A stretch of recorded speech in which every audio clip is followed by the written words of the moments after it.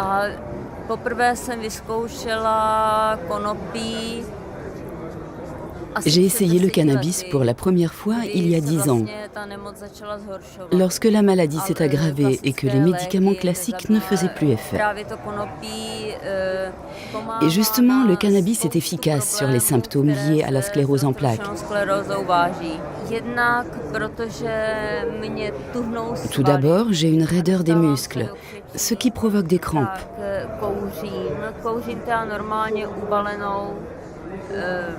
Alors, je fume tout simplement une cigarette de cannabis roulée à la main, parce que ni le spray ni la pipe à eau ne marchent.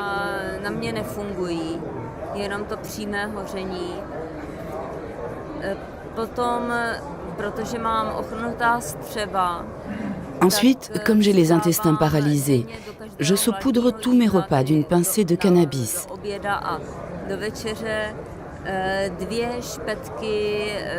Ce qui me permet d'aller aux toilettes sans problème.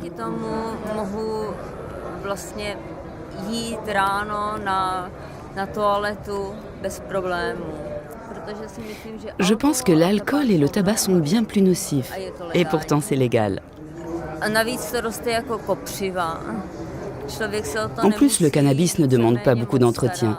Ça pousse comme de la mauvaise herbe. Et personnellement, je ne trouve rien d'illégal au fait de cultiver quelques petits plants pour ma consommation personnelle.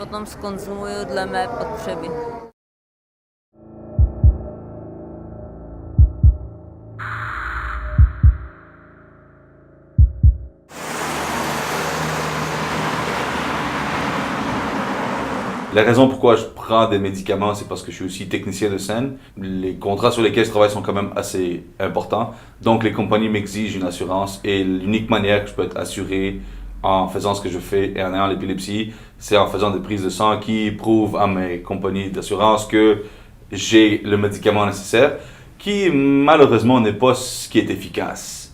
C'est la marijuana médicale qui fonctionne très bien pour moi. Elle fonctionne tellement bien que ça fait quasiment 2 ans que je n'ai pas eu de crise. Ce qui est extraordinaire parce qu'avoir une crise d'épilepsie, pour ceux qui ne savent pas, c'est un peu l'équivalent de toucher le plus et le moins d'une batterie de voiture.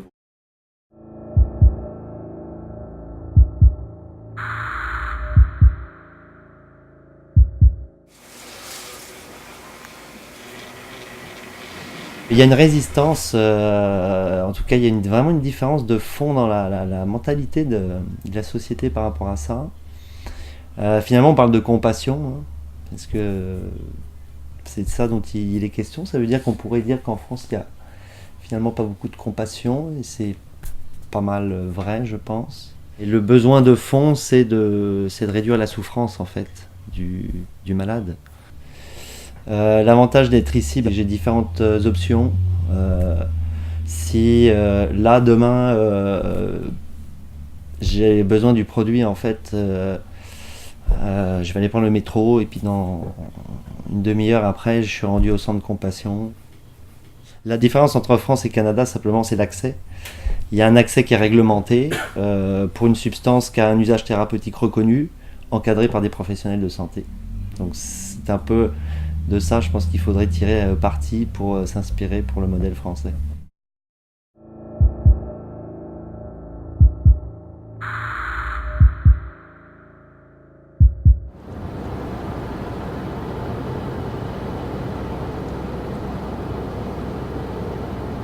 Aujourd'hui, là, je suis venu chercher 90 grammes, c'est-à-dire à peu près le maximum raisonnable que l'on peut se faire prescrire pour un mois, puisque normalement l'usage thérapeutique se situe entre 1 et 3 grammes par jour.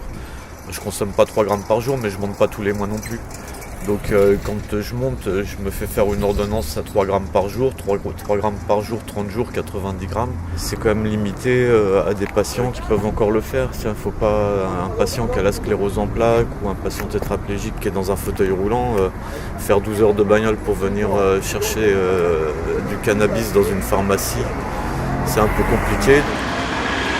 L'intérêt pour les malades aujourd'hui, c'est que les choses se passent bien, que la prescription et la délivrance des cannabinoïdes en France commence bien, soit bien organisée et se déroule bien, quoi, sans qu'il y ait de problème, parce que les gens souffrent, les gens sont en attente, les gens meurent et Et en attendant, il y a un médicament et ils n'y ont toujours pas accès. Bon, on espère que bientôt ce voyage, on n'aura plus à le faire et qu'on aura les mêmes possibilités dans les pharmacies françaises que celles qu'on peut trouver dans les pharmacies hollandaises.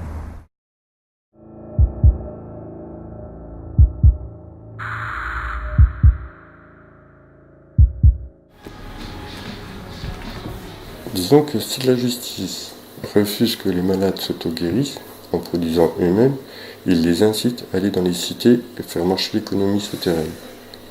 C'est ce qui se passe, puisqu'on ne demande rien, on fait pousser notre pied chez nous, on ne fréquente pas les banlieues, on ne va pas dans les cités, on ne va pas prendre notre argent pour donner aux dealers pour faire lancer l'économie. On ne veut pas rentrer de ça, nous.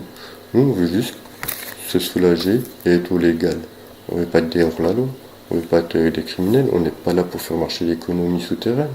Je suis papa et quand je me fais traiter de toxicomane par ma propre fille, parce que c'est la seule façon de me le dire, elle me dit tant que c'est pas légal, tu seras un toxicomane.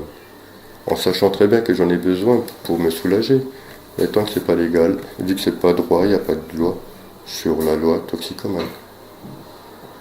Et quand vous avez des perquisitions, ben c'est 6h du matin, c'est votre femme qui est debout et c'est les enfants, c'est tout le monde. Hein.